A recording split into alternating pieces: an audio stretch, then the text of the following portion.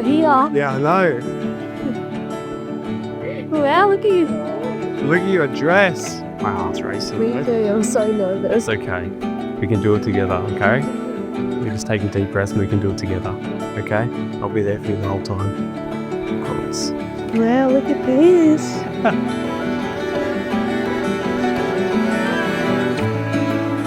Dear Brooke, my soon-to-be wife, best friend, and love of my life. I can't believe today is the big day. To say it came around quick is an understatement. To be honest with you, I'm pretty nervous, as I'm sure you are. But I will protect you and do everything I can to put you at ease, because today is the most exciting day of our lives. I have found a lifelong partner and a best friend who I know I can count on to be there every single day, no matter what. I know I can count on you to keep my heart safe, and in turn, I make a commitment to you today to do the same. You have taught me so many things, but what I've learnt from you most is to always be kind and compassionate. You have a selfless nature, a warm heart, and a willingness to always help others. Your ability to always shine brightest in the darkest moments is inspiring, and that light is what has drawn us here together today. Thank you for telling me that you love me every single day. I promise you I will never take it for granted. Thank you also for being hilarious. You bring joy and excitement to my life. I can't wait to see you today at the altar, to hold your hands at the end of that aisle, and to make lifelong promises to you. I feel like the luckiest guy in the world to call you my wife, and it's something I'm so proud to be able to say. Let's continue to love, care for each other, and make each other smile every day for the rest of our lives as we embark on our next adventure together. Let's get married. I love you. But I love you. Oh. Shake it. It's okay, you can do it. Just take a deep breath, you can do it. Mine's laminated. I know it is. So the tears. Yeah, of course.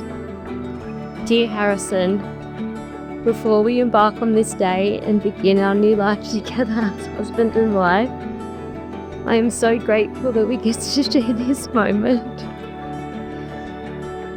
This particular moment is ours and only ours. It's okay. You can take a deep breath. You make my heart skip a beat and my stomach feel with butterflies. I don't want to forget how this feels, and I want to remember this with you. So look around at this beautiful day and just listen. Smell how the day smells. Patience is a virtue, something that you have taught me over the years. I have waited so long for this day and I can't believe it's finally here. Thank you for everything that you have done to give us our dream day. You worked really hard. And so did you. Can't take all the credit. The hard work you put into our wedding is not unappreciated. I cannot imagine myself marrying anybody else in the world. Today I choose you. A man who is humble, honest and kind. There is nobody else quite like you. Thank you for being someone that I can love and for loving all of me. What started with a friendly handshake at the pub turned into a friendship over burgers for years and years of love, laughter, tears, forehead kisses, and tens of thousands of hot water bottles. It truly has been the best years of my life. You are my best friend, and I promise to always stay close to you. You are my best friend in the whole world, and I love you so much, and I am so ready for what comes next for us. More travel, growing our family, and eventually owning property. Yeah. Yeah, I know. But first, let's start with a wedding. Let's do it. Today, we choose each other to love and to adore for the rest of our lives. I'll meet you at the chapel. Let's do it.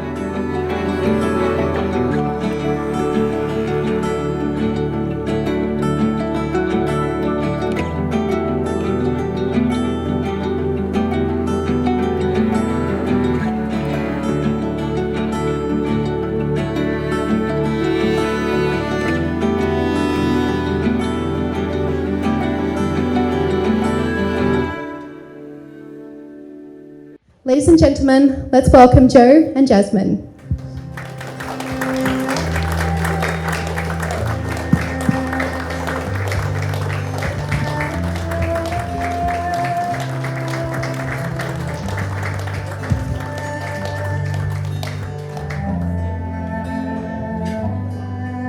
And Nigel. Let's give it up for Nigel, guys.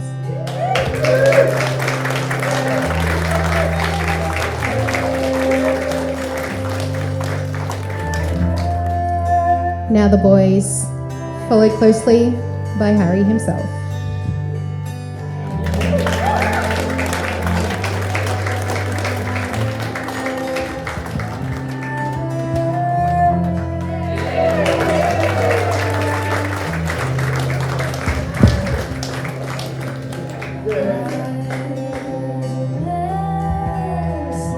All right, guys, let's give it up for Harry.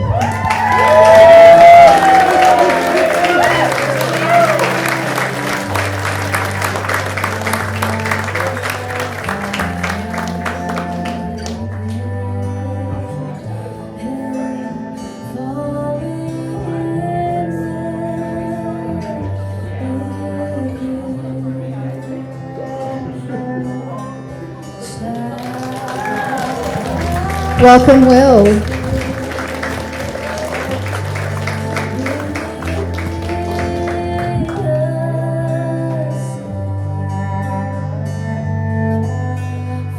And our beautiful little flower girl, Sophie.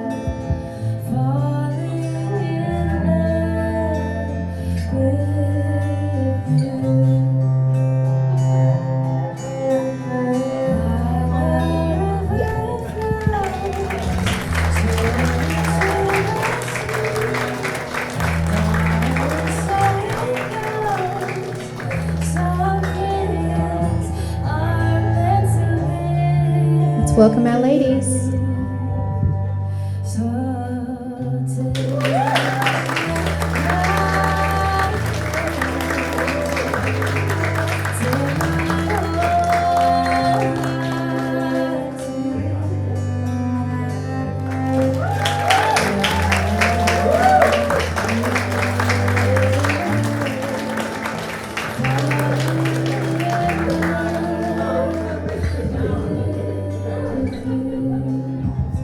Now I'm going to ask Harry to peel his eyes towards me, and everyone, if we can just stay seated through the processional. Let's welcome Brooke.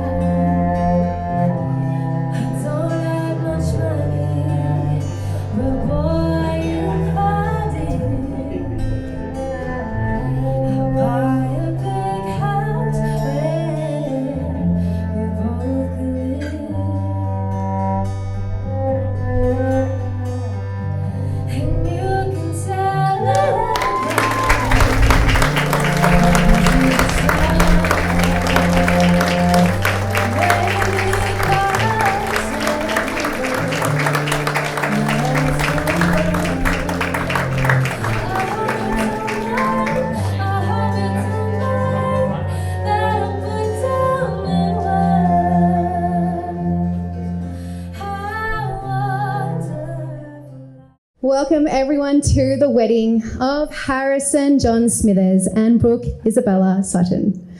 Today we are here to witness something deeply special, the celebration of a love story that began in 2017 and has grown through every season. This ceremony marks a moment for Brooke and Harry that they will carry with them forever, a memory to look back on year after year as their journey continues. Before we begin, Harry and Brooke would like to take a moment to thank each and every one of you. For those that have travelled from near and far and those that have walked alongside them through different chapters, thank you for being part of their day. A very special mention to Brooke's Nana, Harry's Nana Dell, and Poppy Snow, their grandparents. To Brooke and Harry, it means so much to have you here today and to have taken the trip to be here with them. It is a gift to celebrate the love across generations. Now we'd like to honour loved ones who can't be here today, especially those who hold a forever place in Brooke and Harry's hearts. Their spirits are here with us as we have gathering, and their love continues to shape the lives in front of us. Today is sacred, but it is also full of joy. So please take it all in. Feel free to laugh, to cry, and to hold hands with someone that you love. Because it isn't just a ceremony, now is a moment to be truly present as we honour what it means for two people to choose each other every single day from one day forward. And now, as I promised you earlier, is your time to get your phones out, take a quick selfie or a photo, whatever you please to do, and capture this moment in time. It's a rare one. It's never coming again. Brooke and Harry, give it to them. Just look at them, guys. This is your moment. There we are. Beautiful. All right, thank you. Please pop them away as I now invite our wedding party. I'm going to let you soak this up and enjoy it with everyone else. If you'd like to take seats, please.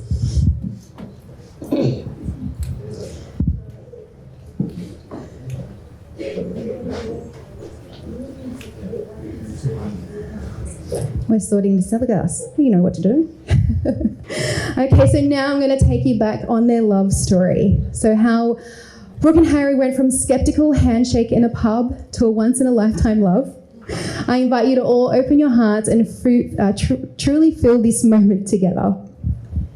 It was back in June 2017 at the Gladdy pub in Leichhardt, one of them turning up for their very first shift, fresh out of uni, ready to make a good impression. And the other, well, she was running the show, already with plenty of reason drip-fed to her to be a little wary. Brooke and Harry. Brooke was managing the pub at the time, and Harry was the new bartender, strolling in with a grin, bright blue eyes, and a polite handshake, ready to make a first good impression to begin his shift. What Harry didn't realise is that a few locals had already painted quite the picture of him, and not exactly a flattering one. So upon introducing himself with a very friendly, "Hi, I'm Harry," Brooke took one look, nodded, and sent him off to collect some schooner glasses and ashtrays from the courtyard. Not exactly the warm welcome, but definitely a memorable one. As it turns out, that tall, blue-eyed bartender wasn't anything like the gossip he had been made out to be. Harry wasn't some entitled boss's son coasting through his shifts. He was sweet, thoughtful, the kind of guy who stayed back after work just to chat and quietly paid attention to the little things. Like Brooke beginning her shift after his ended, and Harry would sometimes head to Donut King, grab a cinnamon donut and coffee and leave it on the bar before Brooke even arrived. No big fuss, just a kind of gesture from someone who had already noticing her in very nice ways. Harrison slipped easily into Brooke's world, not just as a colleague but as a friend. Together they watched The Bachelor with the girls, laughing along like great friends. Until one night, Harry made a bold gesture and brought a bunch of actual roses to work, just for a laugh. Brooke shares she still has the video of this moment she captured on Snapchat, which is a moment which is both particularly ridiculously funny and kind of utterly perfect. As their friendship grew, Harry and Brooke would talk about everything, from life, work hopes, and their own heartbreaks. Though they were seeing other people at the time, Brooke remembers comforting Harry during a rough breakup, telling him, "Don't worry, your person's out there. You'll find her one day." What she didn't realise then, that he already had. Eventually, both at a time when they were both free in their own spirits, they found one night as the one that unknowingly changed everything, without either of them realising it at the time. No whispered hints at something more, just Harry offering Brooke a lift in his Subaru Impreza to grab some burgers. Reminiscing, Brooke and Harry found themselves casually sitting on milk crates outside Mr. G's Burgers truck in Five Dock, devouring those burgers on Parramatta Road and laughing as they always did.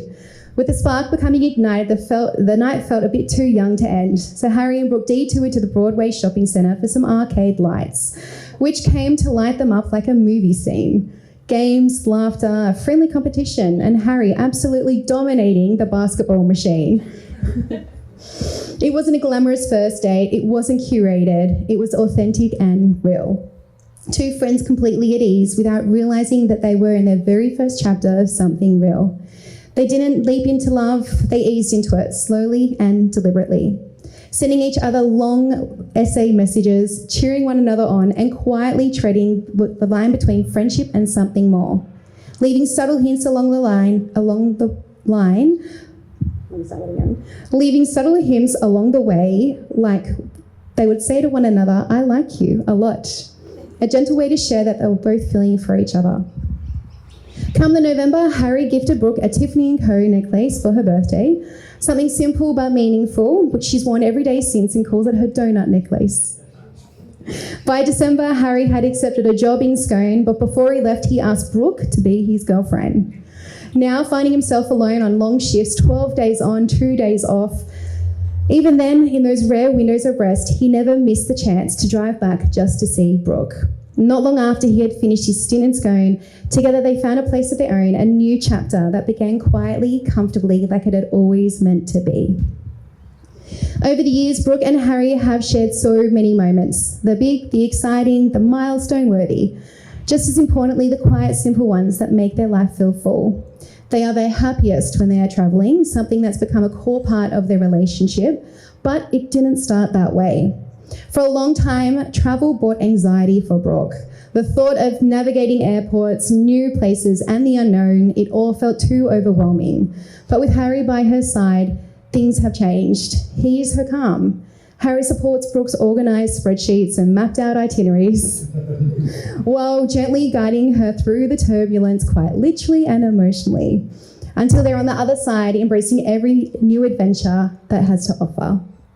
Together, they've wandered cobblestone streets in Italy, danced through the Greek islands, and soaked up the magic in Croatia, all while they were there celebrating Brooke's best friend's Italian wedding. For Harry, Europe is a standout of one of his favourite memories, as it was his first time to Europe and Brooke's very first time overseas. These two reasons alone made this trip to Europe even more special, knowing that they had experienced all of that together, hand in hand. Following Europe, they planned and ate their way through Japan, marvelled at the technology and the culture, the joy of Disneyland and Universal Studios, and shared countless meals, moments, and memories. Just the two of them discovering the world as the best travel companions. But not But it's not just about the getaways that matter the most. Brooke shared some of their most cherished days are the ones at home, cuddled up on the lounge and indulging in some of their favourite rituals. Harry at the barbecue making char-grilled corn with butter, Brooke's favourite. Brooke in the kitchen whipping up some gnocchi and sharing pizza with a can of Coke, which is a must, and movie nights. In these moments, it's just the two of them singing, dancing, laughing, unwinding. They've built a life that's full of milestones, moving in together across several homes, growing in their careers and cheering each other on with every new opportunity. They've seen each other grow through challenges and change, through nerves on long-haul flights and celebrating overseas weddings, supporting each other through new jobs, big decisions, and every ordinary day in between. Brooke knows the best is still ahead, growing a family, a home of their own, and a future that they've been dreaming about. And for Harry, their greatest achievement is something much deeper. It's who they are together. Two people with kind hearts who lift each other up and who bring out the best in one another every single day. And with those feelings Harry carried, then came the next chapter, engagement season. By the time that day arrived, the moment had already been quietly growing between them for some time. Getting engaged wasn't a surprise in itself. It was something that they talked about together, dreamed of, and they knew when it would be ready for them to both get engaged. After Harry's original ring choices, they didn't quite exactly hit the mark. Of course, he did try. So together they visited a trusted jeweller in the family that they have always used, and Brooke chose a style that she truly loved. Harry shared it made the whole process even more meaningful as it was shared, thoughtful, and full of excitement together. A few weeks before the big day, Harry popped over to Brooke's parents' house as a casual visit. Living around the corner, a casual visit was nothing new for him. But this one had purpose. Brooke was at work and Harry wandered in like usual. After chatting for a bit, Harry, in typical calm, genuine way, simply said, I wanted to stop in and ask you both for permission to marry Brooke. Their smiles said it all. And Brooke's mum got a little teary and they shared the moment, which meant a lot for Harry and for them. So fast forward to November 25, the weekend of Brooke's 30th birthday, and the stage was set here in the Hunter Valley. Harry had booked a stay at Spice's guest house just down the road there and told Brooke it was just a birthday weekend getaway. But in the car, his leg was bouncing, his nerves were creeping in, and there was definitely more on his mind than a simple celebration. Upon pulling up to Spice's, Brooke waited in the car. Harry was prepping to make his move, checking in and confirming the setup. And then, cheekily, Harry sent Brooke a message to meet him at the reception. He had everything in place, except he wasn't at the reception when Brooke arrived. Eventually, a staff member asked if she was okay. Brooke explained that she was just waiting for her boyfriend. The staff member smiled and gently said, "Are you Brooke? You're dining with us. Come, follow me." But instead of going to the restaurant, they went right through, and apparently Brooke was told that the restaurant was booked out. But Brooke knows better than that. She knows the place too well, and she got suspicious. Something was happening. She was told to head through the door and head to the left, and then there he was. Harry waiting on the veranda, candles flickering, a picnic laid out, white rose petals scattered, a fire pit glowing nearby, and a chalkboard which simply read, "Will you marry me?" Brooke froze. Her heart raced. She asked, probably 10 times, "What is happening?" And Harry, cool on the outside but nerves now in full swing, just smiled and said, "Well, you know what's happening." With shaking hands and a full heart, he got down on one knee, and in that quiet moment, there was no audience, no cameras, just the two of them, the subtle rain and the firelight, and a few curious kangaroos. Brooke said yes. It was simple, thoughtful, and completely them. For Harry, that moment wasn't just a proposal, it was about everything that led them there. The life they'd already built, the challenges they had faced, and the laughter and travels, and the deep friendship that carried them through every single chapter. In his heart, he knew this is the person he wanted beside him for everything that was to come. At the heart of their relationship, Brooke and Harry are best friends. They have the same values, the same energy, and a quiet understanding that doesn't need to be explained. It's just felt. They love each other loud every single day. They cry, they laugh, support, and grow together. And they've become each other's rocks, the one they turn to, lean on, and completely trust. The connection is easy, genuine, and built on deep respect. It's the kind of love that feels both grounding and full of possibility. And now with their hearts full and hands held tightly, they're ready to take this next step, to make official what they've known for years, that theirs is a once-in-a-lifetime love and they choose each other now and always. So with that, what do you say we get them married?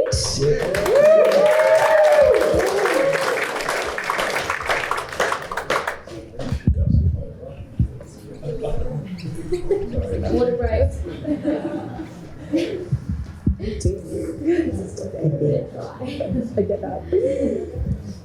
Okay, my name is Ashley Ogle and I'm a marriage celebrant. I am duly authorised by law to solemnise marriages according to law. Harrison and Brooke, before you're joining marriage in my presence and the presence of these witnesses, I am to remind you of the solemn and binding nature of the relationship into which you are now about to enter. Marriage according to law in Australia is a union of two people to the exclusion of all others, voluntarily entered into for life. Yeah.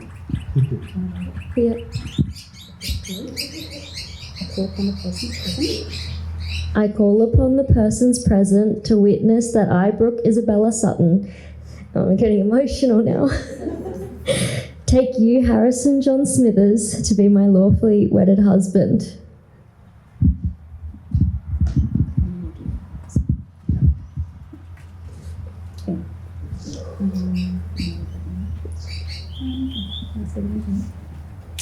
I ask everyone here to witness that I, Harrison John Smithers, take you, Brooke Isabella Sutton, to be my lawfully wedded wife.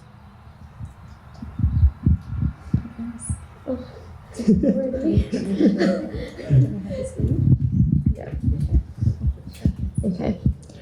Harrison, first you asked for my hand, and now I'd like to ask for yours. Please hold my hand and look around the room with me, because here we are with some really special people on a really special day. I never would have thought that 8 years ago, when I said you'd find love again one day, that love you found would be with me. A love that is kind, compassionate, and beautiful. I vividly remember the first time you came over to my studio apartment. We watched a movie. When the movie ended, you drove home. And then when you got home, we FaceTimed. You asked me why I didn't ask you to stay longer. And I said you shouldn't have left. So what did you do? You drove straight back. And from that moment on, we became inseparable. Years of adventures, challenges, accomplishments. I'm so proud of us. It's me and you and me. I want to take a moment to say how grateful I am for the tremendous impact that you've had on my life. The only way I can think to thank you is to show up every single day, believe in you, challenge you, and support you. I'll be right by your side, especially when the Knicks are winning and the Tigers are losing. I promise to get on many more planes with you, just so we can keep exploring the world together. I promise to always be honest, and I'll tell you every single detail in every single story, even if it takes me hours. I promise to share everything with you. It's our life, our home, and hopefully one day our children. I love you, Harrison. Today I choose you to be my husband, and I can't wait for the years of adventures to come as we share them side by side. That was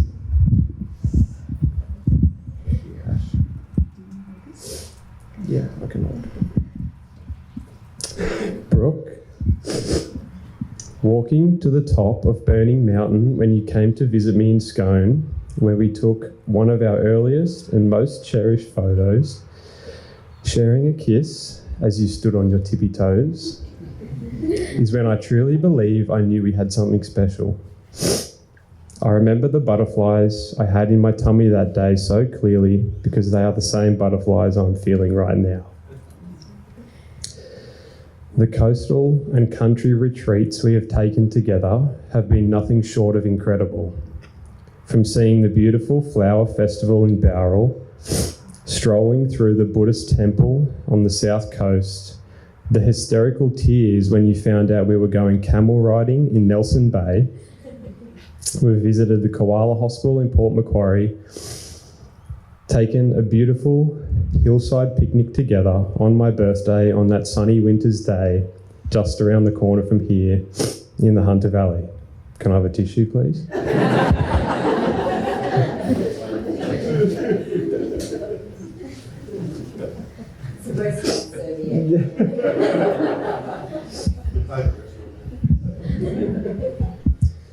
These memories have been some of the best moments of my life, and none of them would be possible without you. I promise to always give you my shoulder to cry on, to kiss you on your forehead before bed, to hug you when you're sad, to hold your hand when you're scared, to reassure you that everything will be okay when you think it won't be, to smile with you when you're happy, and to laugh with you every day. I also promise to blow dry your hair when you say, let's play Harry's salon. Then do my terrible dance moves with you in the lounge room. I promise to listen to your old school rock music, Baz, to make you chicken noodles when you wake up from a nap, and to make you a hot water bottle even on a 35-degree day.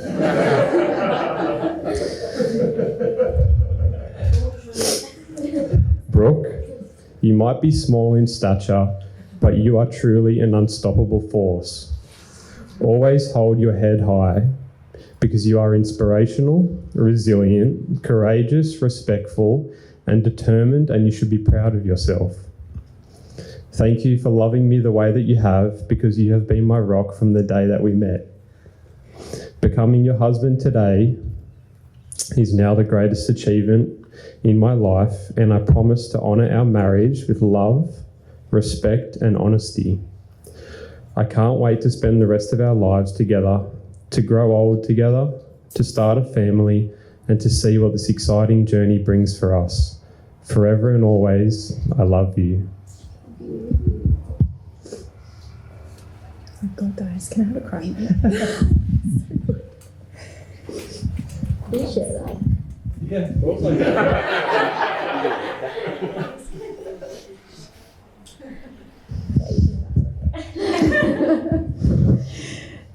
Do you, Brooke, affirm to take Harrison to be your lawfully wedded partner, to love and to cherish, in joy and in sorrow, in sickness and in health, for as long as you both shall live? I do. And Harrison, do you affirm to take Brooke to be your lawfully wedded partner, to love and to cherish, in sorrow and in joy, in sickness and in health, for as long as you both shall live? I do. And Will, can we please have the rings? Do you want to come up here?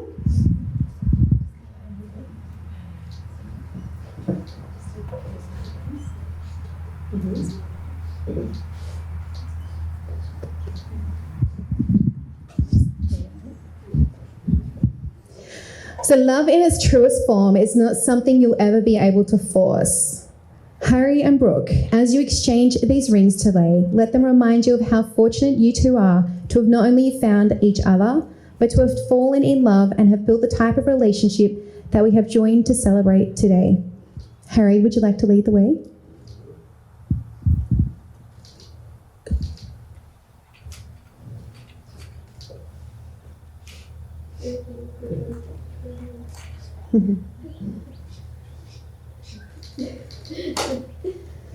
All right, Harrison and Brooke, now you've exchanged your rings and your beautiful vows. It is with my pleasure I can now pronounce you husband and wife. Congratulations, my kiss!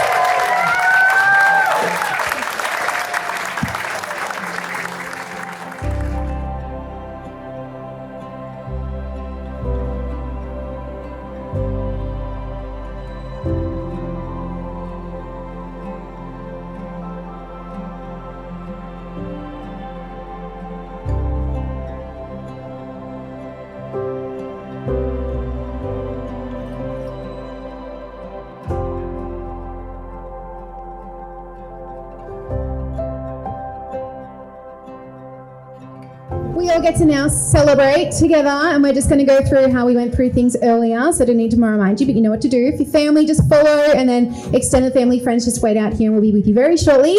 But let's give it up for the newlyweds, Harrison and Brooke!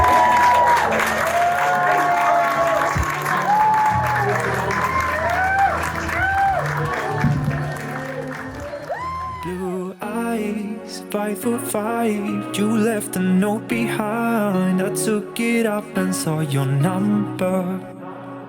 A couple days went by, I called you up and now I'm so afraid I'm going under. I said, hey, I got your number. I tried to be humble as I tried to speak. Let me stay as I tumble through the crumbles of your sweet melodies. Cause you be looking like a girl from a Hollywood movie. Blondish hair with the face of a beauty. Can't get you out of my head. Yeah, I don't know what to say, so I'm sitting here mutely thinking for myself, should I wait, is it too late? Can't get you out of my Can't get you out of my head. Out of my head, out of my head, out of my head, out of my head, out of my head,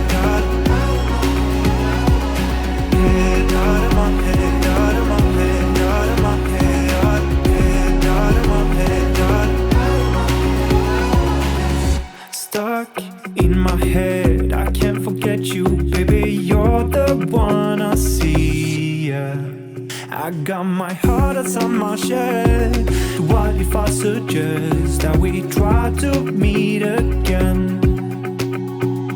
Cause you be looking like a girl from a Hollywood movie. Blondish hair with the face of a beauty. Can't get you out of my head.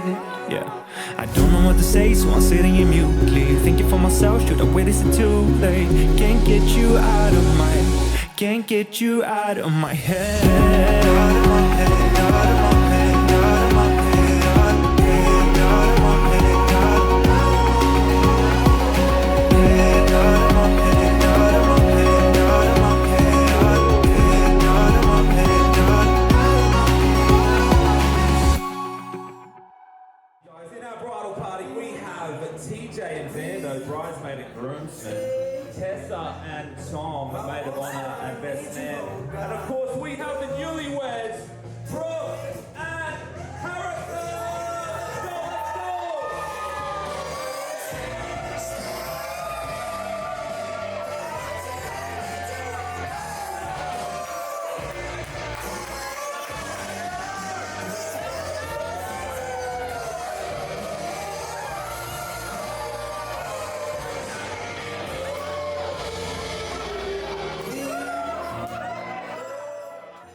Okay, so first and foremost, on behalf of Jo and I, my beautiful wife, we would like to welcome you all here today for this very special occasion. We are thrilled to have you all here together to join in to celebrate the marriage of our youngest son, Harry, and his absolutely beautiful bride, and soon, and now our daughter-in-law, Brooke.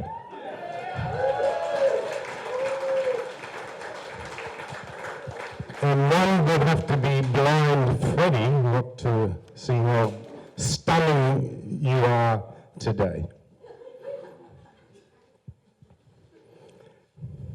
Before I go any further, I'd also like to just mention this beautiful venue here at Peppers Creek. Really, really gorgeous place, and all credit to the staff and management here today, and it's great to be here, so thank you to the team. We're truly grateful to be surrounded by so much love, laughter and amazing friends of our family and friends. So please relax, enjoy the afternoon and celebrations ahead tonight.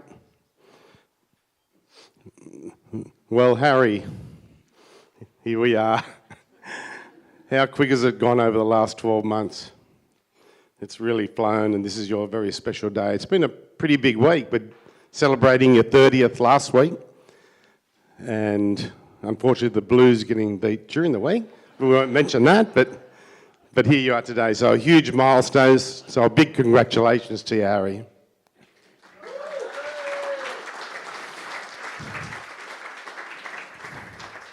So just a little bit of history about Harry, and hopefully I don't ramble on too much, but Harry was a beautiful baby boy, gorgeous boy, still is, like his older brother Tom as well, they're gorgeous boys. But Harry was always asking questions from a young age. If he was interested in something, he would ask questions and he would want to know everything about it. It was a great way of learning, and we still encourage that today. He still asks questions about how's this work, how's that work, whatever it may be. I think that's fabulous. But Harry always did that as a young boy, and he idolised his older brother Tom, so chasing him around the house. But there was a bit of bit of banter there. So Tom quickly learned that even though Harry was the younger one, the smaller one, Harry never took a backward step. And Tom learnt, do not push a Gemini too far, otherwise you might end up in a bit of trouble. So Harry had that calm demeanour, but don't push him over the edge. He also loved dressing up in his Spider-Man, Batman suit, which I always... It was like 3 or 4 sizes too big for Harry, but he didn't care. Once that costume was on, he was, ready for battle and fearless, ready to take on the world. So the lightsaber... Shit, I dropped the cake there. But anyway, in his early teens, he went to St Michael's at Lane Cove, where he met a lot of his mates. And Harry was just a sportsman through and through. Very, very talented cricketer, soccer, rugby, basketball, and as we move on, probably golf. Anything with a ball, Harry was just a natural. And he just took it in his stride. But he then went on to St Joseph's, Hunters Hill, where he went with his older brother Tom, and he was pretty much quickly labelled as Smith's little bro, I think. Vander, was it? Or you're a Riverview, but anyway. But Harry showed great character, made a lot of mates very quickly. He had his own demeanour. He was well regarded by the teachers and the brothers as a very friendly and respectable young man, so he earned that respect. But not only did he excel at sport, he was also very good academically, so particularly mathematics, history, so very good at data and a very good memory. So we remember him studying for his HSC one day, and we'd come home and there was Harry on the floor with, I think he had his textbooks and notes on one side, and on the other side with a form guide and a calculator. I said, what's going on, Harry? He said, I'm studying, Dad. I said, yeah, okay, no problem. I said, you don't need a calculator, use your phone. He said, I can't, I'm on Sky Channel. So, and I'm building my bank up, so I just left it. But I think from then on, things clicked and I knew what his intentions may be down the line with his career. So that was quite funny. But somehow he balanced both, and he went on and got high marks in his HSC, which allowed him to choose a choice of his degree and whatever he wanted to do, which ended up being a sports science degree, which Harry went through. And in the meantime, he worked in a couple of pubs to earn some money on the side, particularly, I think the first one was the Annandale Hotel the Vic Hotel in Annandale, which was one of our local pubs. And we met some great characters there. And Harry not only served a great beer, I think he tipped a lot of his die-hard punters in there. The boys, time after time, quite a lot of winners on several occasions, and I think Harry's income, or his tips, actually outweighed his salary from the from the guys. So that was good. They still ring me today and say, "Where's that son of yours? Get him back." And it was quite good. So and then he went on to work at so this was all already spoken by Ashley, right? So that speech was what I was going to say a lot. But cut long story short, he went to work at the Gladstone and met Brooke, and they just hit it off straight away. And they had a lot of things in common, and yeah, a lot of similarities, and yeah, so I knew it was meant to be from that time. I think I knew Brooke long before Harry did, because I used to visit that pub quite often with our staff from where we worked there in Leichhardt. So, but I always found Brooke to be very fun, polite, very organised, the true professional. So Harry ended up being there, and then they just hit it off, and I think it was meant to be after that. Yeah, so then that was quite funny. But anyway, then after uni, Harry was considering a profession in physiotherapy, and then he said one day, he said, "Dad," come home and said, "Mum and Dad, I don't want to do that anymore. I want to work in the horse racing industry." So we said, "Oh yeah," that was a bit of a shock at first, but then with our family history, not a surprise. But so he went and did that, and we enrolled him in a course out there at Richmond, and he, didn't know anything about a horse, never been near a horse, but he was a credit to him. So he did that, and he had no experience, but he was ready to learn and ready to rock and roll. So after completion of that, he ended up landing a job at Arrowfield Stud through a few friends of Joe's, my wife's, in business, which is one of the biggest thoroughbred operations in the country. So that was fabulous. And I remember telling him, "Harry, I'm such a good opportunity. We're actually going to move you up there." And Harry went, "What the hell? Moving me up there?" So that's what we did. So we packed his bags and said, let's go. So we moved him up there, and I said, "This is too good of an opportunity to pass up, Harry." So Harry being Harry, was open, he wanted to learn, and he did the hard yards. So he went up there, and 4 a.m. starts, working with thoroughbreds, juvenile horses at 500 kilos, pinned up against a fence. But Harry being Harry, did it, not what he exactly thought it was going to be, but the experience that he got from that was really amazing. And Harry was just resilient, persistent, and very dedicated. But he met some wonderful people. Still stay in touch with those guys today and learn from the best. It was such an opportunity that he couldn't pass up, and Harry did that. And his demeanour, being very calm, he had the bond with the horses, and yeah, he just made it work. So it's a credit to you, Harry. He then went on to join Racing New South Wales, so things went on, and he worked there for 7 years in a very high pressure situation. But Harry again took it on board in the integrity department. He took on responsibility and became a highly respected team member of that organisation. So again, that was a credit to you, Harry, over a short period of time. And more recently, he's taken on another role, so more challenging, still in the gaming industry, but he's continuing to thrive. So again, Harry, that's fantastic. You followed your passion, you learned from the ground up, built strong bonds and relationships with people that will carry you through life and always be successful, that's for sure. So Harry, your mother and I couldn't be more proud of you, not only your achievements, but the man you are. Kind, genuine, thoughtful. You've always given your best and stood by the people you love. I feel blessed not only to call you my son, but to call you my mate. And Brooke, you have landed yourself a wonderful, wonderful husband. He will support you, stand by you, and always have your back. He's someone you can always rely on.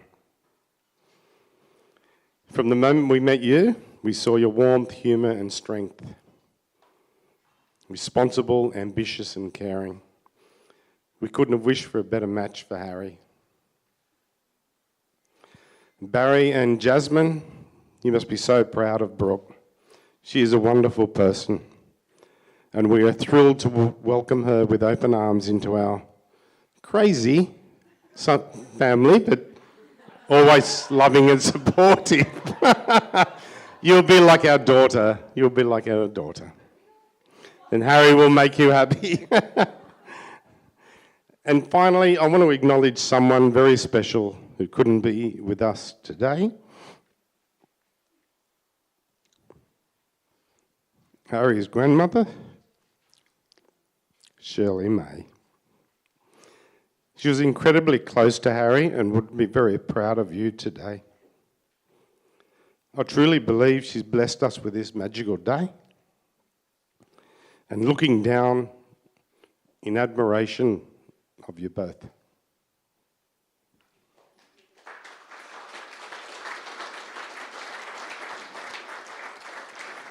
So here's my final message to you both. Enjoy your journey together, celebrate the highs, support each other through the lows, and always hold on to the love that brought you here today.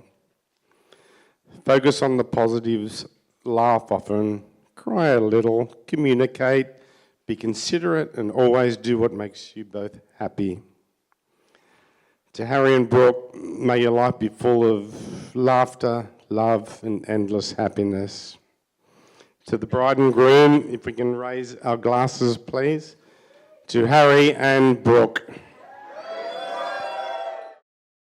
So, Brooke and I had a chat about 6 months ago about the speech I was going to give tonight.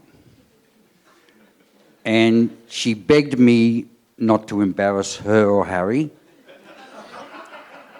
And I said I wouldn't.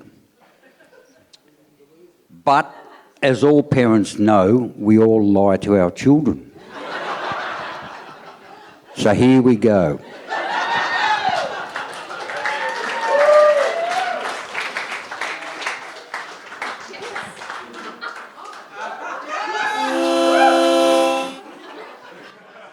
Joe, I told you I'd play the mouth organ at the wedding.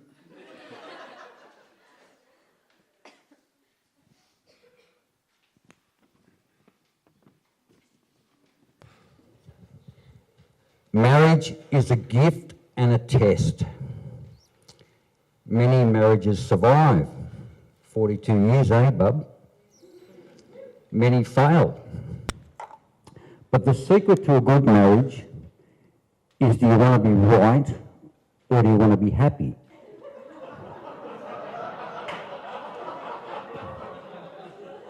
Brooke, choose happy. Harry, choose happy. We don't choose love, love chooses us. Because dating is not love, and sex is not love. Love is someone who sees your tough side and still chooses to love you. Love is someone who does things for you when you can't. Love is someone who expresses all the good things about you when all you see is the bad. Love is being with each other, laughing, talking, being in each other's presence. And as the father of the bride, all that you can hope for in life is that your daughter gets to meet and marry the man of her dreams. So congratulations on getting in there, Harry.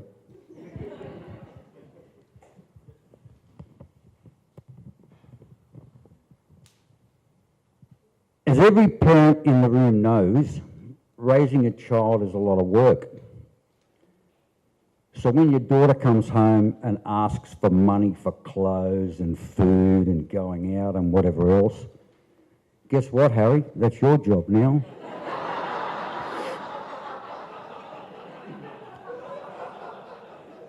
When she needs a lift home because it's late or she's had too much to drink, that's your job, Harry.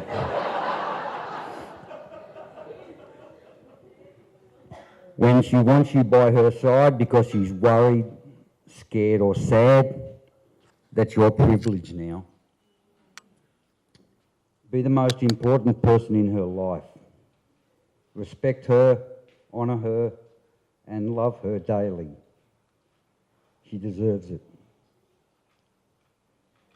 And love her like I do. I remember Harry coming around to our place and asking if he could marry my daughter. And I said to him, "So you want to marry my daughter? Have you seen her mother?" And Harry said, "Yes, I have, but I'd rather marry your daughter."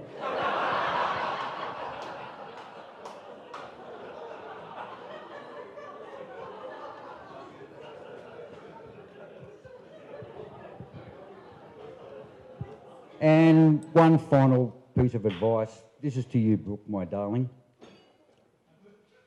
I closed my eyes for a moment and suddenly a woman stood where my little girl used to be. You've given me so many reasons to be proud.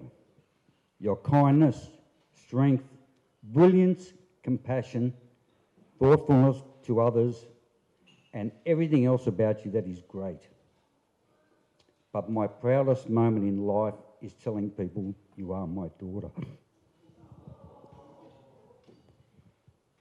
I love the both of you so much. Have a wonderful married life together. The end. Thank you, thank you. Hi everyone, I'm TJ.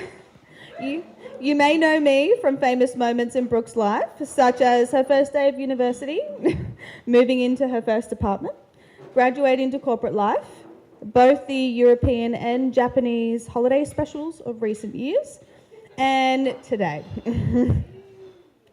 Not only do I have the pleasure of being her bridesmaid today, but I also get to kick off the next round of speeches this evening.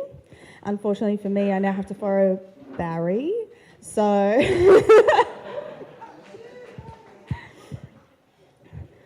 Brooke and I met over 12 years ago and have been pretty much inseparable ever since. We were studying the same degree at Macquarie University, and like all good friendships, a hatred of our ethics professor and a crush on our IT lecturer brought us together. When my partner Jordan and Brooke met Harry, they became the plus ones to our existing duo. Given I was already Brooke's wife, before Harry came into the picture, I was naturally pretty skeptical. However, I also realised very quickly that Brooke had an obvious type when it came to soulmates. Both Harry and I are blonde, blue-eyed, taller than Brooke. We're both Geminis. We actually have birthdays 2 days apart.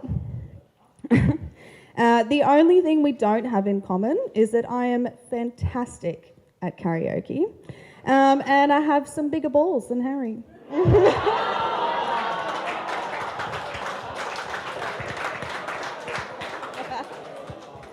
Jokes aside, I couldn't imagine a better person than Harry to look after someone as dear to me as Brooke. He is patient, thoughtful and caring, and I'll let you be better at me at those things. Best friends are here from each other, even from 16,000 kilometres away. Brooke and I know we are joined in life by our very own special bond, and I couldn't imagine not being here despite now living on a different continent. We were very lucky to have Brooke and Harry travel to attend Jordan and I's wedding not too long ago. And while I did suggest to them to have a destination wedding, this wasn't exactly what I had in mind, but I did have to fly to get here. So, speaking from experience, today will bond you together in a very new way. We've all witnessed your promises to each other. And when the party is over today, marriage is about committing to do life with that one special person. They know you, and you both know everything will be okay as long as you have each other. So to Brooke and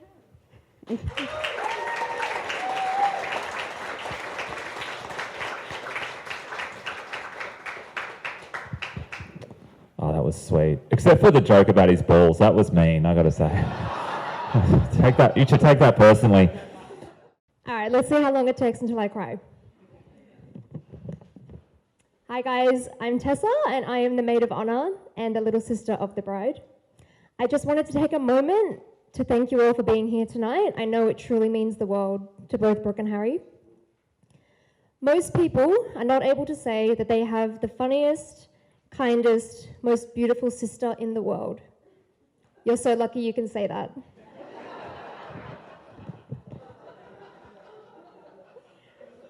I remember the day back in 2017 when Brooke first told me that she met someone and that she wanted to introduce us.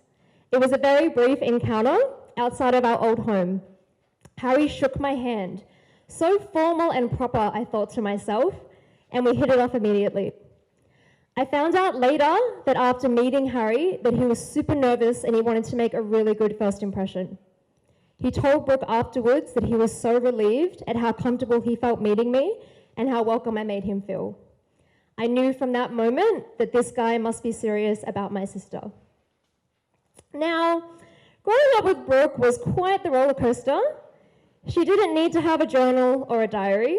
She had a living, breathing, unwilling one, me. I will now walk you all through a brief description of how true this statement is. Picture it. There I am, sitting in my room. I just want some quiet time. I'm watching a movie, adding to my Tumblr page, when suddenly there is this loud, excitable squeal bursting into my room, jumping onto my bed to tell me the thousands of things that had somehow happened to her that day. It didn't matter what it was about. Drama at school, gossip about the boys from the bus stop, new songs she had downloaded onto her iPod Nano, big or small, she told me everything. No matter how many times I told her to just get out of my room and leave me alone, she was quite persistent, following me around the house. She would climb into my bedroom window like the girl from The Ring. If I went to the toilet, she would be on the other side of the door, even if I locked it, just talking through the door. Oh, I've lost where I was. Okay. I remember there was one night where she crawled into bed with me after coming back from a house party when we were teenagers. She woke me up, tipsy, giggling, and regaled me the tale of the entire evening. She couldn't even wait until the morning to tell me these stories. Even though I was grumpy, I lay there with her, half asleep, listening to her stories.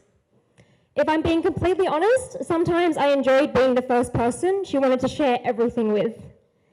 Even to this day, when we chat on the phone for 1 hour, 59 of those minutes are Brooke, and there I am, just listening.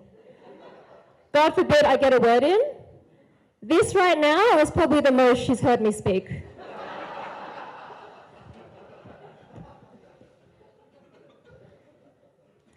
Even though Brooke and I are extremely close now, that was not always the case. As kids, Brooke would try to convince me I was adopted. She would steal my clothes without asking. When we'd fight, she'd pull my hair, scratch my arms, annoy me like there was no tomorrow. But then again, what sibling doesn't do these things? Okay, here come the tears. When we weren't hating one another, you'd find us on the couch together, rewatching all of our favorite films, singing duets, playing with our Barbie dolls, creating games for the neighbor kids to play. We had also handmade ourselves some cardboard letterboxes for our bedroom doors, just so we could write letters to each other every day. The day she moved out was hard for me. Even though she wouldn't be annoying me every day, I did miss her being just down the hall. As we've gotten older, we've grown so much closer, and we've leaned on each other only the way that sisters can. Sorry, guys. I'm so happy that we are each forging our own paths in life, and I will always cherish the time when we lived under the same roof together. Brooke, we were girls together, and sisterhood to me means that we empower, support, and depend on one another for life. I'm such a crybaby. The greatest gift that Mum and Dad gave me was you, and I'm so fortunate to have you as my sister and best friend. Watching the life you have built for yourself has been so inspiring, and I'm so proud of you. Today, I watched you marry the love of your life. You're no longer just down the hall from me. We don't have dinner together night every night like we used to. And our cardboard letterboxes haven't seen mail in years. Sometimes it feels like life moves way too fast. The days are long, but the years are short. You don't realize that you've already left some of the best days of your life behind. I know most people say that your wedding day is meant to be the best day of your life, but I don't think that's true.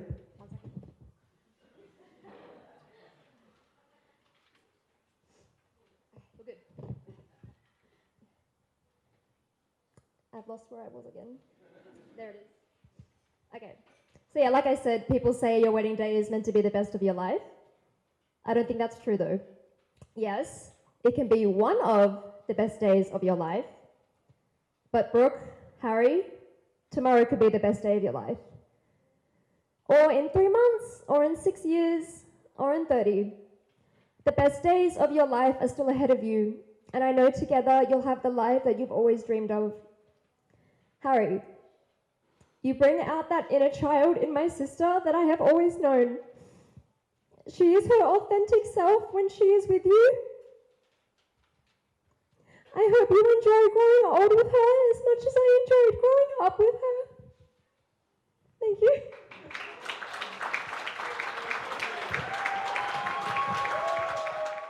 Just let the black sheep of the family come up, say a few words.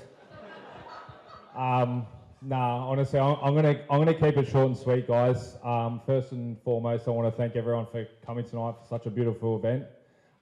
Second of all, Brookie, you look stunning. But nah, guys, as I said, short and sweet. I'm gonna leave all the humour to Vando and stuff. I just want to give a bit of a heartfelt chat in regards to my younger brother Harrison.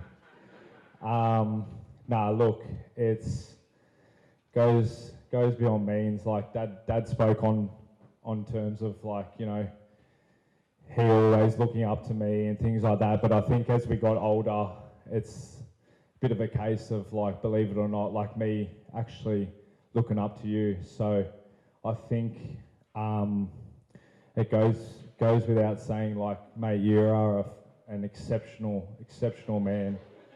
And yeah, if I could follow in your footsteps, I would. And it's funny because I honestly have said to a couple of people, I never actually thought that my younger brother would be married before me. But hey, there's probably one too many red flags to go on about here. But yeah, that's a whole other issue I'm sorting out with my psychologist, and we're getting through it. But yeah, look, as I said, short and sweet. Like, honestly, I'm extremely proud of you, brother. Like, as I said before, you're an exceptional human being, and I love you dearly with all my heart, and I have your back over anyone, anything, anytime, anywhere. That's just it. So again, Brookie, you look stunning. I love ya, and I wish you guys nothing but success and happiness. And I'm forever grateful to have both of you guys in my life. And that's all I've got to say. I'm going to hand over to the handsome bloke at the end of the table down here to go on with all the carry on. But yeah, I just wanted to keep it from the heart. As I said, like, people that know me, I am a bit of a jokester, but yeah, honestly, like, brother to brother, I couldn't be more proud of you. And again, I love ya, Brookie, I love ya, and welcome to the family. Good evening, everyone. For those who haven't had the pleasure of meeting me yet, my name is Tom Vandersey, aka Vando, also known as Smith's other life partner. And while there may have been some controversy over the title, I've gone ahead and self-appointed myself as the co-best man of the evening. I just want to start off and let's all put our hands together for how stunning all the bridal party look tonight. And an extra big round of applause for the beautiful bride, Brooke. Woo! Now, the last time I did some sort of public speaking, I was an MC at a wedding, and at least 80% of my jokes didn't land. So please, if you hear something remotely funny, please try laugh. It'll make me feel 10 times better about myself. Plus, a confident Vando will be absolutely flying on the dance floor. And that's something you want to see, just us, the bride and groom, so yeah. The journey with me and Smitty started when Smitty moved to my primary school in year 1. Things didn't quite start off great, as he and Dan Kinlock were me and Liam McIntosh sworn enemies when it came to our Jedi battles before school started. Early on, I somehow face-planted into the ground, and the first person to come see me in sick bay and wish me the best was my so-called sworn enemy, Jedi Smith. From this moment onwards, I knew this felt being my best mate for life. From here, our playdates started and eventually turned into joint birthday parties where our parents would be organising sumo suits for everyone to get around. Due to both our athletic prowess, we ended up in multiple A-grade sporting teams together. Before this speech, Smith had offered to pay me 4 figures to say he was the attacking weapon of each team to try and impress you all. But being a man of honour, I could never accept such a bribe. But no, in all honesty, I was always in awe of how Smitty would bail me out in my poor cricket performances, often retiring and carrying the team on his back. The one thing he wasn't able to bail me out of, though, was the time I crashed his brand new PB50 down to Blackman Park and rode his brand new toy off. You only got yourself to blame trusting me with some sort of motor vehicle. I remember the moment we finally ended up in the same Year 5 class together, and while our teacher, Mr. Max, spent the better part of the year keeping us apart, we finally convinced him to let us sit together. This lasted all of 2 hours. From there, it was evident we could no longer be trusted together.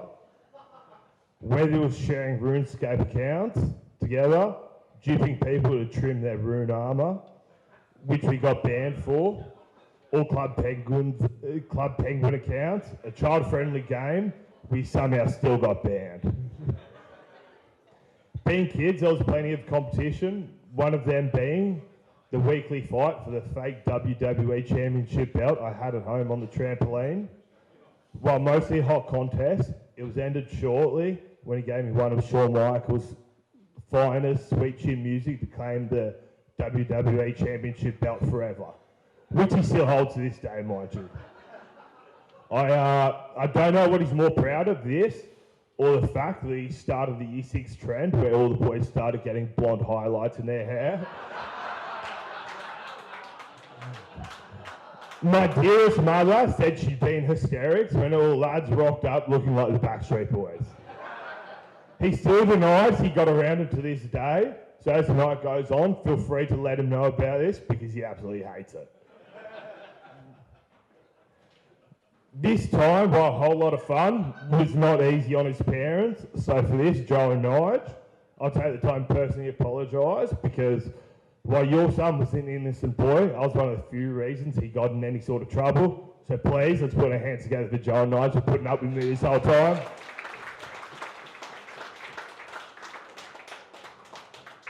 This is probably the time where the best man goes on a rant, makes an ass of himself, and talks about all the embarrassing stuff the groom ever did.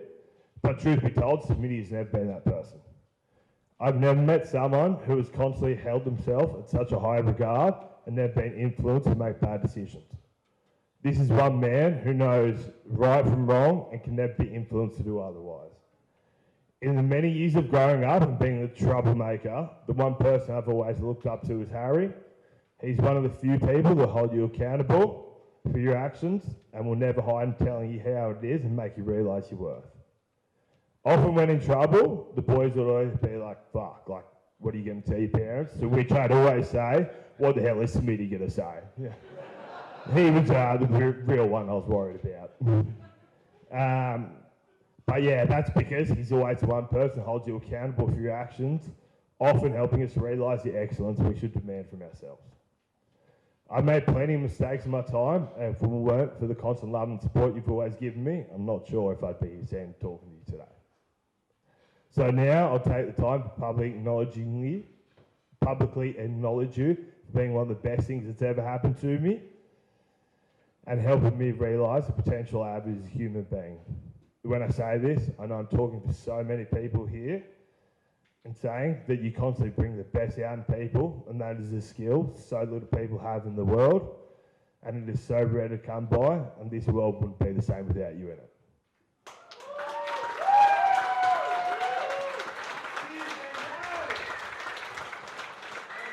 From the moment, throughout the whole story of our 25 years together, there was always missing in my best mate's great life. Not only his heart, but my heart was finally full and able to become full when Brooke came in and showed us the definition of a pure person.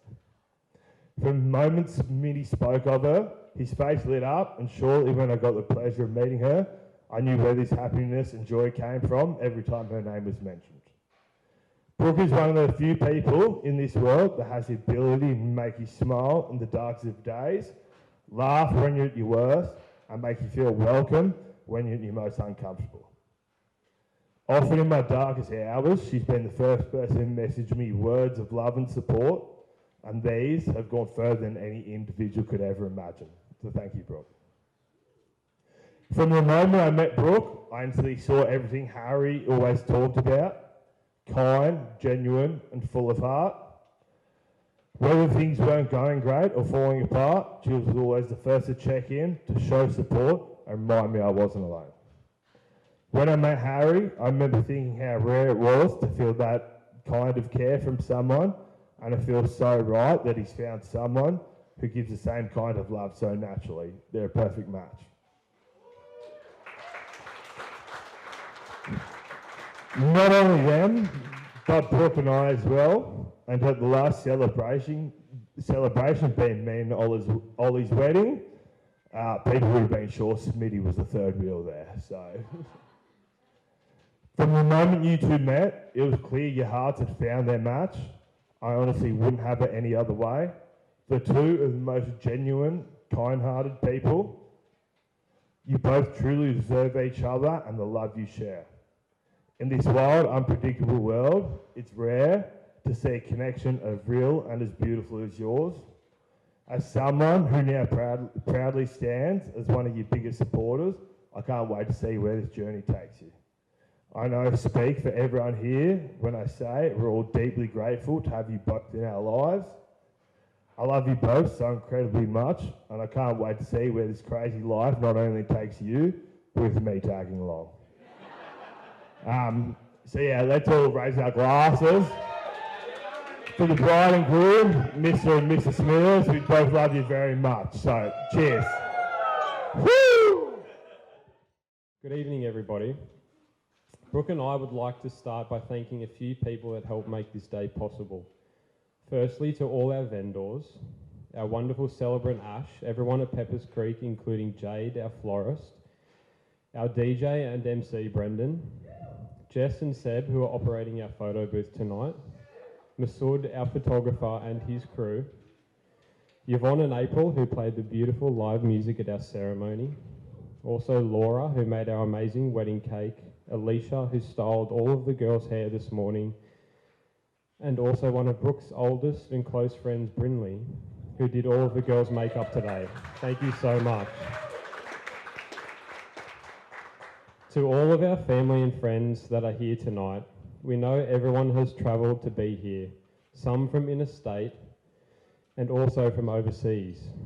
Thank you. It means everything to Brooke and I that we are able to celebrate today with all of you. Before I make special thanks to some people that are here with us tonight, I would like to acknowledge a few people that weren't able to be here that mean a lot to both of us. Firstly, my Nana Shirley, who we lost 6 years ago. She had a special impact on my brother and I, and whilst I know she isn't here today, I know she's here in spirit and always watching over us. Secondly, my great-grandmother Pal, who we lost 4 years ago,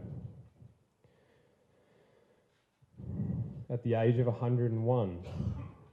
I still say to this day that Pal bowled the best right arm medium paces I'd ever come up against. Lastly, Brooke's older sister Jenna, who has given us 3 beautiful nephews and a niece. They also weren't able to be here tonight, but we look forward to celebrating with them soon. For those that don't know, our welcome sign and table numbers were hand painted by my very talented now sister-in-law Tessa.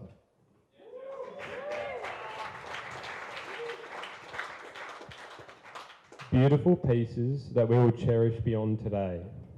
Thank you for always being a loyal and loving sister to Brooke. We always say that you are her big little sister. You're always there for her when she needs you, and we love you very much. To our best friend TJ, not just Brooke's best friend now, who has travelled all the way from Denmark to be here. You are more than a best friend to us. Your guidance, support and advice to Brooke and I never goes unnoticed. We love you and we can't wait to see more of the world together. We would also like to mention a very special thank you to Brooke's Nana Frida, who is 98 years old. Whilst she wasn't able to attend the reception dinner tonight, she was able to be there for our ceremony earlier. And for that alone, Brooke and I feel extremely fortunate. We know her attendance here today wasn't an easy one, but it's one that truly means a lot to us.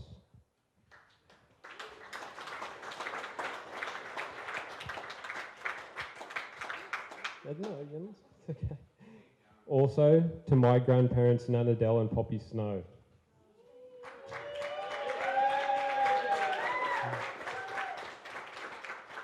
Thank you both so much for being here. Brooke and I are very grateful for your presence today, and we feel very lucky that we're able to share our wedding day with you both. We always love stopping in to visit on our trips up and down the coast, and I'm sure there will be many more to come. Thank you, and we love you.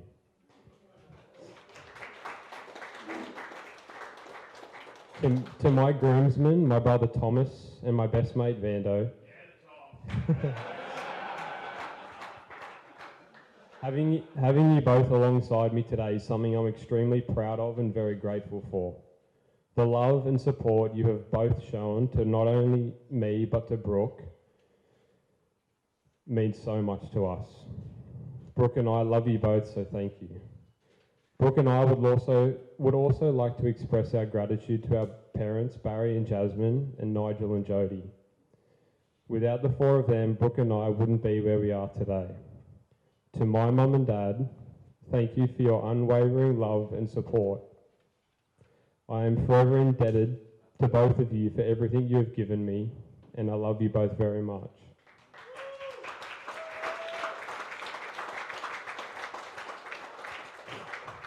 And to Barry and Jasmine, thank you for welcoming me with open arms and for always being there for Brooke and I. You have raised a beautiful daughter who has a heart full of love and a compassionate nature that is truly unmatched. I promise to love and care for your daughter, and I hope you can find comfort in knowing that I will keep her heart safe. To my gorgeous wife, Brooke, I know I speak for everyone in this room when I say you look absolutely stunning today.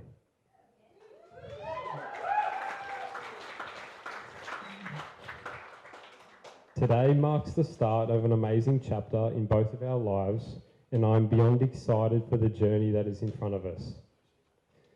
You make me laugh every day, and you inspire me to be a better person. Whilst I know you may sometimes doubt yourself, please know that I and everyone here see just how incredibly smart and capable you are.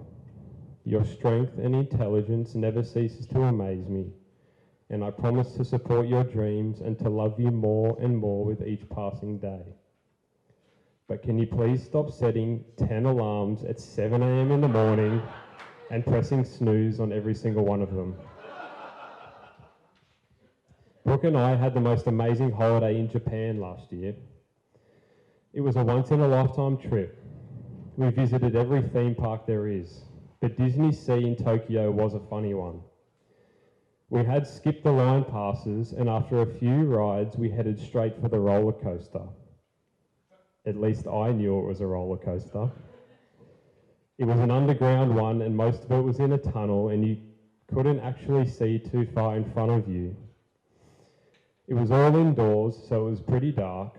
Anyway, we got to the front, and after about 10 minutes, we were lucky enough to get the front and center seats in our carriage. It's going along nice and slowly. Brooke's having the time of her life. She couldn't be happier. Then our carriage basically drops off a ledge and is completely pitch black. From 10 kilometers an hour to 75 kilometers an hour in a split second. Brooke had no idea what was happening. After it ends, we get off the ride and walk outside. I turn around and see the 6 other people that were in our carriage. There were 4 kids, probably under the age of 10, with their parents, that were smiling and laughing, screaming that they want to go again. And right behind them, emerging from the darkness, a little person wearing a fluffy chipmunk jumper with 2 fluffy ears on top of her head, crying hysterically, and no, it wasn't another 10-year-old.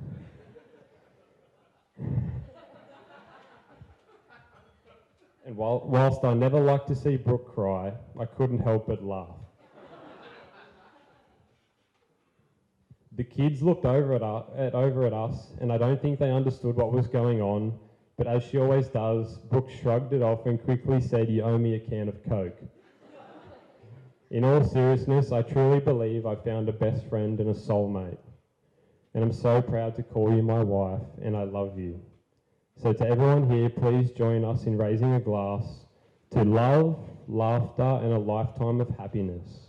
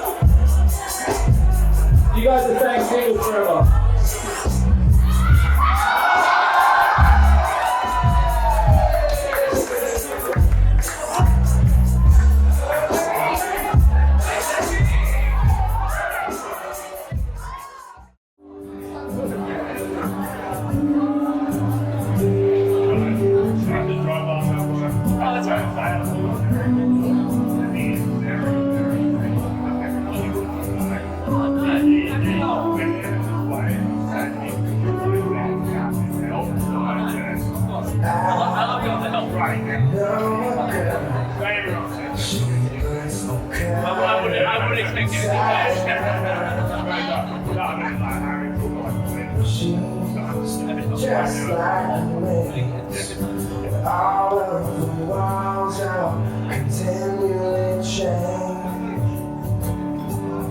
I've done all I can to stand on the steps with my heart in my hand. Now I'm starting to see maybe it's got nothing to do with me. Father's been to your daughters, daughters will live like you.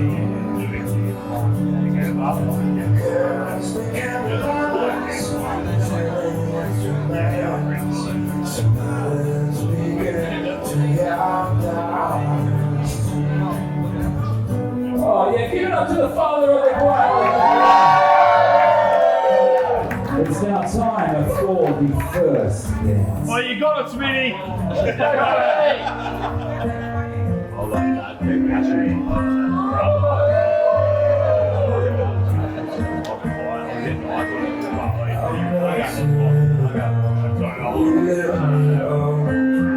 You made me feel as though I wasn't wrong.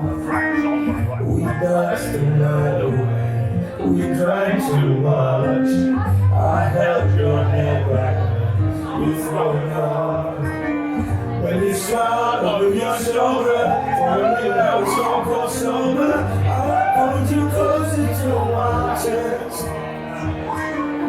And you asked me to stay over. I said I already told you. I think you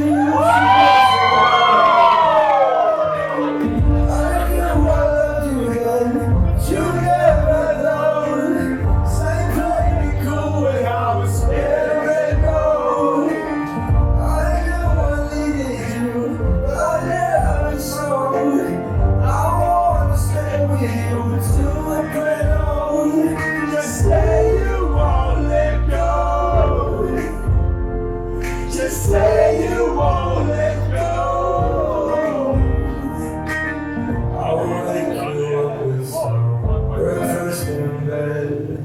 I'll bring you coffee with the kiss on your head. I'll take the kids to school, wave them goodbye.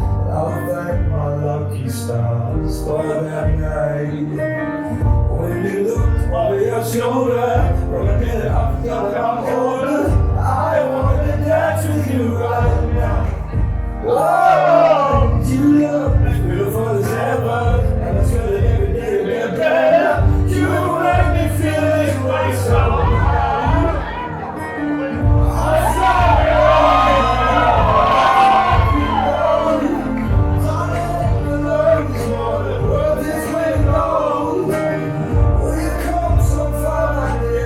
Look at me now.